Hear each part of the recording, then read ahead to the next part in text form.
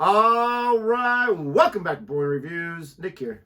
Gabe, the Night Watchman. And we have been getting into Megadeth. We haven't posted any of these reactions yet. I have no idea if anyone cares about these. Dude, I care. But he has relit the fire inside me for my love for this band. I'm listening to it on my own, and I'm introducing him to it. And we're checking out Angry again today. And I know, don't give too much information, so I'm not. All I'm going to say is I feel like this is... I don't know the temperature check on the fan base for this song. I know it's obviously from their greatest hits. Right. It's one of their hits. Right. But for me, it's easily top 5. Easily. Right. And I'm not sure for other fans, is it top 10, top 15? I love the way it starts off. I love the whole song, so I'm excited for you to check it out. Yeah, it's I think for me, it's what I can always go to.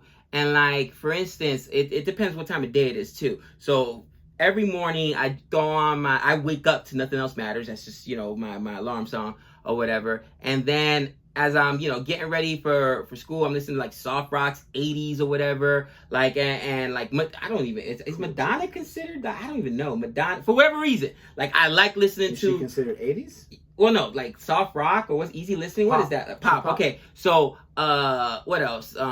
Culture Club. Come on. I don't know. That's just my morning. But Boy George, when I'm going to, my workout, my gym, or if I'm running around my day and I need to be pop, bro, it's Metallica, it's Megadeth now. Dude, it's just, I really enjoy those. Now, I got other songs.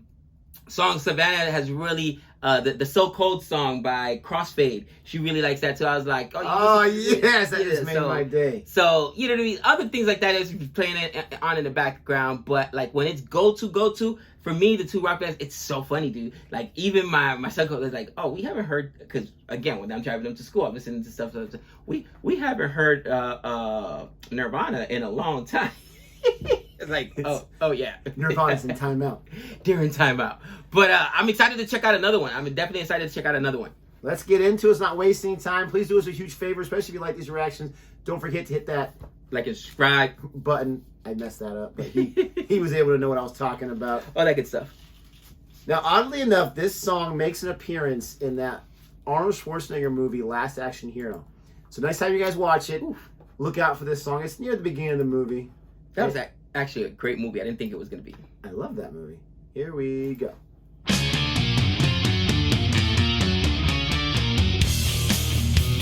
Love that beginning.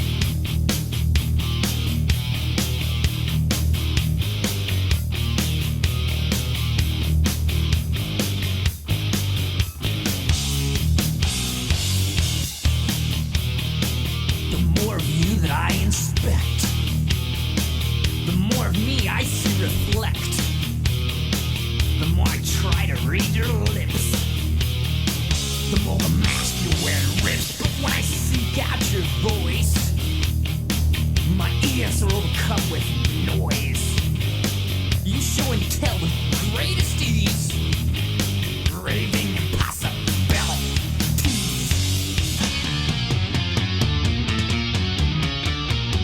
Engaged in crime, I grasp my throat, enrage my mind, starts to smoke. Enforcemental overload, angry again, angry. Ow! And when the story takes a twist, it folds like a contortionist. Sleight of hand, quick exchange. The old tricks have been rearranged. Engaged in crime, I grasp my throat, enrage my mind, starts to smoke. Enforcemental overload, angry again, angry. Tearing of the sinew, my body bites for air. The ripping of the tissue, my lungs begin to tear. Gravity's got my bones, it pulls my flesh away. Steam finally dissipates, I make out my sweaty face.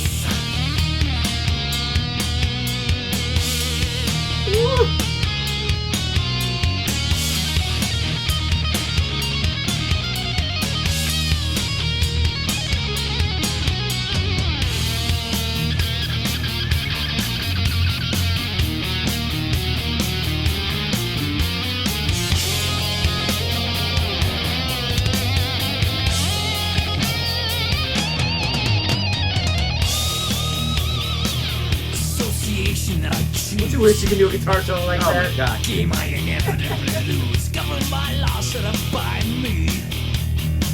Fracturous child, let me be.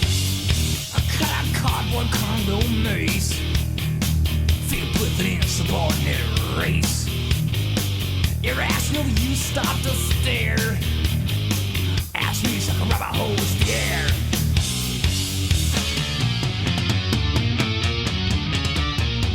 Engaged in crime, I grasp my throat and raise my mind, starts to smoke. Enforce a mental overload. Angry again, angry again, angry again. And again, and again, again.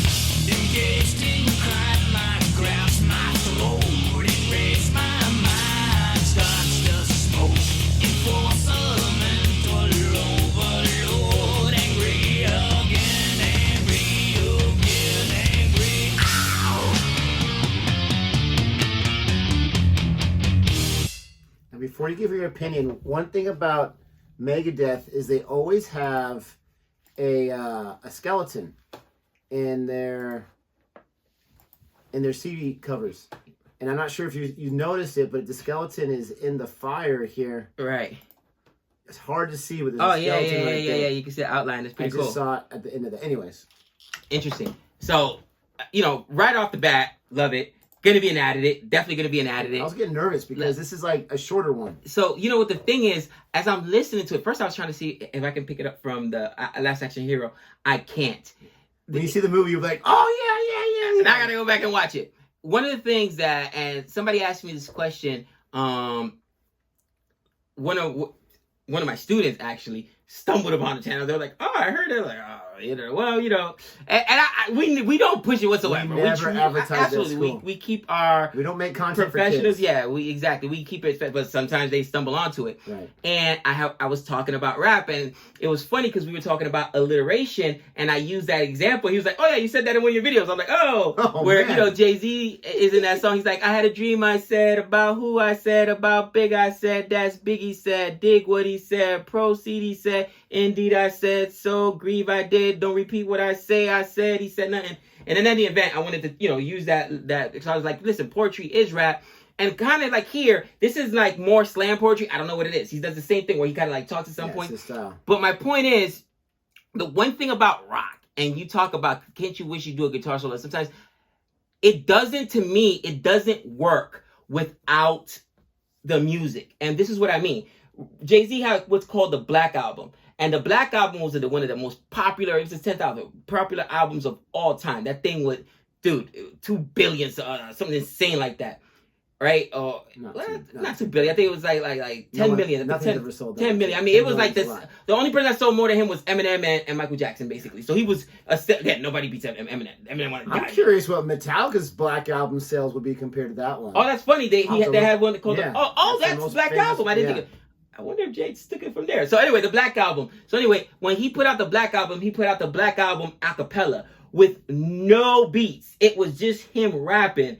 And people really got this, like, he was like, listen to how intricate this is. Because sometimes with just the music, you get lost in it. People are like, oh my gosh. And then you see where, R.I.P. Tupac. Right now, Tupac is becoming really popular. And I was listening to my daughter was actually listening to some of his music. I was like, that's not the original. And I was like, oh, they can literally take these rappers and throw them over any beat because the beat doesn't matter. It's the artist, you know what I mean? And that's how you got Eminem and Notorious B.I.G. rapping on the same track because they just took an old big verse and were able to throw Michael Jackson put B.I.G. on one of his tracks. You know what I mean? They're able to do that because since most rap songs are done in the same 16 bars or whatever, as long as the music is set up there in the 16 bars or whatever, they can just throw it in there. It doesn't work with rock. I cannot see just taking the lyrics, because even though I was listening to the lyrics, he's kind of nuts. No. I was like, would it work if it were just the lyrics? And that's why I think sometimes he's like, man, I was like, I just want the guitar solo, I want the riffs, I want the dude. I want the screaming of the guitar, I want the drums, the what do you call that? The double bass. The double bass. Now somebody's gonna say, what are you talking about? There's some, some of the ballads. Yeah, the ballads may work without the music, and like none of those matters. Yeah, those lyrics. But for the majority of hard, heavy metal songs, you need that, like you said, that axe grinding. You need them to slay. Well, and this slays. Even like with Eminem's, that song we did Dream On from Aerosmith, where he has that in there, Sing for the Moment, right? He's not changing too much of that music. It's fitting pretty well with his beat. But this is the thing I would say about, especially heavy metal, but most rock bands. Most rock, I would say 90% of rock bands, if not more, they write their own music, they write their own lyrics. They don't hire any outside whatever to do that. Taylor Swift, she writes her own stuff for the most part, but most pop artists, they don't. They buy this song, they buy that song, this or that. Rap artists, right? They buy beats. Unless you're Dr. Dre or some of the other ones like Timberland or whatever like that, they're buying their own beats or they're hiring their own producers to do the beats part and then make it work. That's one reason why I don't think it would work with most heavy metal bands, because they are intentionally writing that music. And then I feel like the music comes first and then the lyrics come second. I could be wrong. I'm sure there's some experiences. If you're an artist, let us know how that works. Vice versa. I know with Red Hot Chili Peppers, On the Bridge, it was originally a poem that he had written down when his friend overdosed. And the producer, Rick Rubin, who's a big name in the game for rock, he said, we got to make that a song. And so the music came afterwards. But usually I would think the music comes first and then the lyrics. So I agree with you. I don't think it would work too well. With this song... One more thing, and Megadeth fans, please don't get mad at me. You know what this one reminds me? It's so parallel. It reminded me the change. It reminds me of another Metallica song, One. Like, dude, people are going to be like, they're not copying. I didn't say they were copying. But it's so similar. You cannot say it's not similar. I would say the last one we did, I can't remember which one was the last one on the top of my head. The last one we did, I think, was a lot more similar because it had a lot more of that double bass. This one, to me, again, it's such a shorter song, but I just love it. I love the da-na-na-na-na-na-na. I love that, like, impending doom or whatever. Dope, I love his lyrics. Even when he starts singing, like when he does the talking singing, and then when he does the singing, I think it all works. Love this song. Let us know what you think about our reaction to this. Please don't forget to like and subscribe. And until next time. We know all things.